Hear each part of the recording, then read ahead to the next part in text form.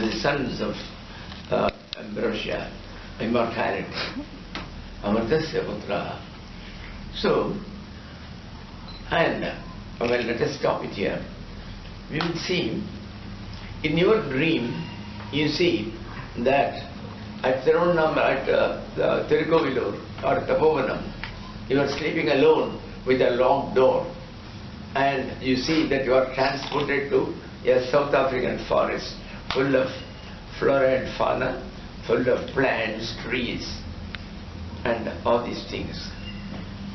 And you are a chieftain of a group of the original Aborigines or whatever they are, South Africans. And you are sitting, and around you there are 20 soldiers standing, Nubian soldiers standing with their spears aloft. And where from where they come, they talk, they walk, they're just like you. It is the same energy. So, where from where they come, they are your thoughts. The entire South African forest, the entire dreamland was your thought. You thought of it, it has materialized into something like matter during the dream. But so long as you are in the dream, they all look absolutely real. Supposing two tigers were to pounce, and then the soldiers run hither and thither, and it just pursues the chieftain alone. The chieftain runs. He was an Olympic runner. Unfortunately, the tiger is also an Olympic runner. It catches one of him, and he feels a lot of pain, shouts in pain. So an unreal thing has given a real pain. An unreal thing has given you a real pain. And where from all these things have come? These are all your thought waves, your various thoughts. And thoughts do not live separate from the thinker. The thinker and the thoughts are always linked together. We are linked with it at all times. And so, I told you that energy which is everywhere, it is that energy which has created them all, because it is that energy which is you. The one who walks is you, the one who talks is you, and not that body. That body is jada, insentient. It cannot do anything. It is only a case, it is a container. It is a content which is alive. It is a living and loving energy. It is energy which can love you even when you hate it. Because you are not aware, otherwise you are he. You are that energy. And now you see, it is that energy which has been working in you. And the billions of people in Spain, in Amsterdam, everywhere, including South Africa, and the known and the unknown lands, they are all inhabited by that energy. And the totality of it, how immense. No boundary, no walls. It is just infinite. It is that energy, because every minute, we don't know how many billions are being born, and they are all being inhabited by the energy. And this energy, when did it come into you? According to the medical science, you are only a meat gel in the fallopian tubes when the mother conceived us. And in due course, we descended into the womb, and there we were, just a meat ball growing, and had no pranic energy, it had no life force. According to the medical science, the life force came into it after 5 months. It is that life force which is you. So all of us should postpone our birthday by those 5 months. We are not born with it. And that is why one great saint called Jadabharata, when he was... People didn't know who he was. He said, Jivanmukta. So somebody thought he's an idle fellow and they needed a man badly. The king Rahugana was coming. So to carry his palanquin, they fell short of one man. They said, hey, you carry this. And this fellow while walking, this Janabharata, there were rows of ants going. To avoid them, he used to jump and the king used to get hit in that wooden planks.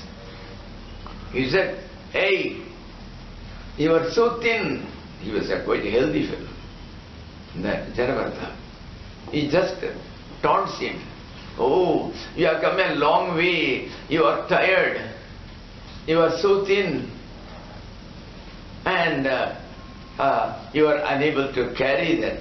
Is it not? So I will have to teach you a lesson.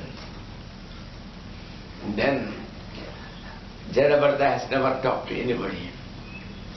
But that Rahugana was that deer, which was very dear to him, the first birth, because of which his lost his chance or moksha then. So that original, that attachment comes.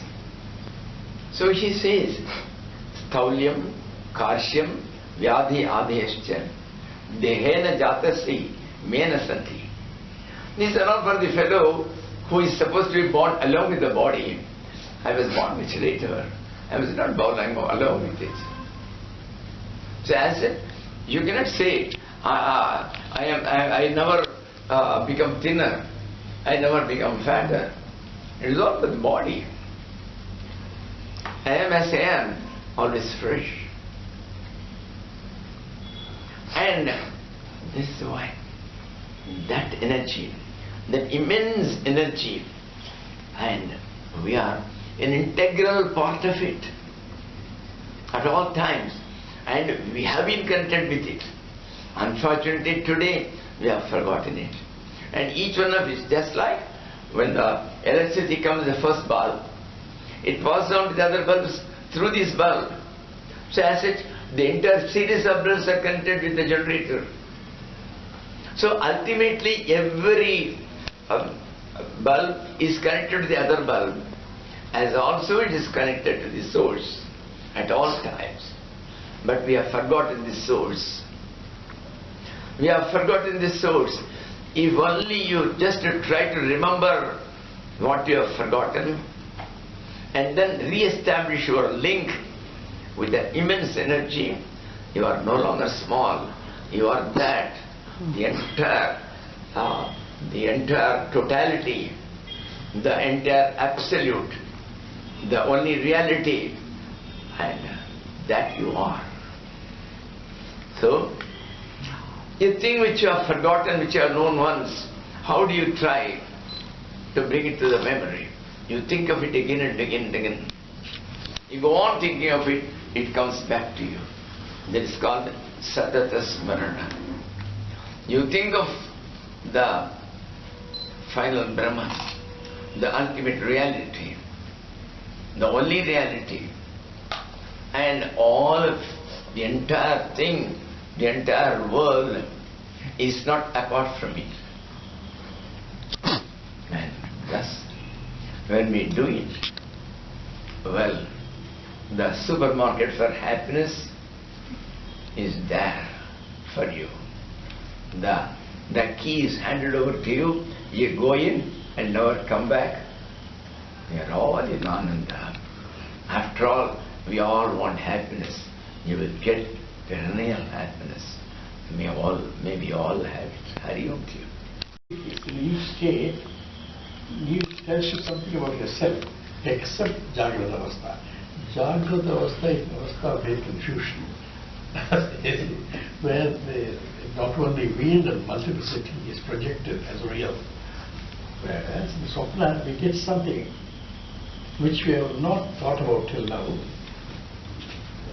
Overhead Diksha asks you, see, the whole world is created, the dream world is created by your mind. Have you thought about it till now? Whether even in the Jagrata Avastha, that is also created by your mind. That's the question. Therefore, in fact, it almost tells you very clearly that there is no, you find your attention, there is no difference whatsoever between Jagrata Avastha and Swapna Avastha. There is a subject-object relationship is there. There is inner world, outer world, world of thoughts, emotions. There's no difference whatsoever. And then next is this deep state which tells you that you are not connected with the subtle body of the physical body, asakta. And then you lose your individuality, your undifferentiated existence. That is what exactly he was talking about Rahukula, the instruction of Janapala to Arupada. You are the being. Once you negate whatever is superimposed on yourself, you are the being, and together with the superimposition, you are the becoming. Ultimately, try to understand the core of your being. In fact, then you understand there is no difference between subject and object. Understand? He was also referring indirectly to Vishwam Darpana, first sloka, Lakshana, etc. It was also the whole world is like a dream. You see, if you only understand this projection of the mind, you understand that you are not, you know what is real and what is not real. Or when all that is not real is negated, the reality alone remains, and that's the realization. See, this is the ultimate content. That is, what you see, the phenomenon of Jiva, Ishvara, Jagat, is only an appearance. It is a reality of an appearance, and it's not the ultimate reality. But its existence is because of the absolute existence which is Satta. That is the substratum, that's the being. That's all the content of the Upanishads. That was what Swamiji was referring to. This is Adhyatma Vidya. Realizing this, we get over our infatuation with things, external world, and we are able to face the crisis in life undisturbed, always being poised in our true self. That's the ultimate. There's the discomfort that you are not upset by anything, you are unmoved by anything in your life. You are always an Ananda Swarupa, which he referred to. This is exactly the goal of human life. The goal of human life is to understand who you are. This is the core of the Upanishads. They are all called ordained Mahatmas who do the Upanishads. Again and again, reminding you of what you are. And reminding you also what you are not. That's much more important. If you remember what you are not, you will know what you are. It's all that has to be done. You can always say you are always that, but you must know what is not you and discard that identification. False identification, that has to be done by us for the Atma to shine by itself. That's all. So this is the main teaching, the laying teaching. Ultimate teaching is no conflict and object at all.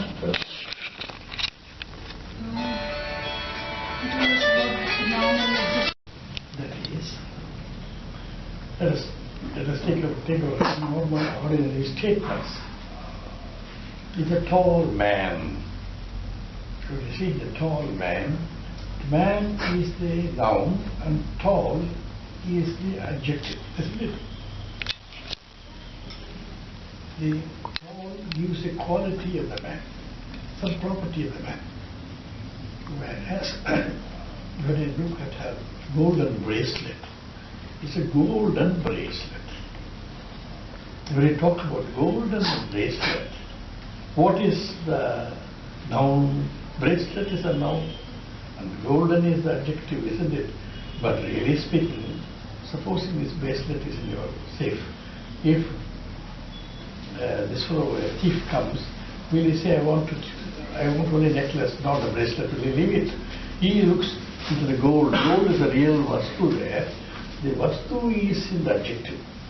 You see, the vastu is in the adjective and its quality is, the form is the noun bracelet, isn't it? Therefore, it's possible that the adjective tells you, now when you say, this is existent tree, this is existent Mahatma, existent Arunachala. There was one Buddha existent. In all this, the vastu that is there is this existence, absolute existence. This being, which is something like this gold. With gold, all gold ornaments are made. With clay, all products of clay are made. Isn't it? That is the same thing. It is called material cause. This being is the material cause of the world, but the being itself, when you are talking about this being, when you say it's non-dual, then there cannot be somebody else to create it. Therefore, it is also awareness. This being is of the nature of pure awareness, Sat and Chit. This is beautifully brought out in Sad Vidya in Chandogya Upanishad. And about Chit, you have a very beautiful exposition of this Chit in Kena Upanishad. I was just talking to her about it. She wanted me to mention this. You must understand, the real Vastu is this being, and whatever is superimposed in it is like the adjective, is the adjective. Putting it in a simple way, you must realize that you are the eternal, which is not at all qualified, nirvishesha, beyond time, beyond all the limitations of time, space, and otherness. Vastu Paricheda. All these Parichedas are not there. This being you are, that is your true nature. Beyond all the vikaras. There is no vikara, there is no change whatsoever in it. This is our Vedanta. This is the end of all the Upanishad, the ultimate teaching. That you are that which is the innermost essence of all this. In fact, Adha Purnamiham. But I and this both are ultimately this. This is the content of the Upanishad.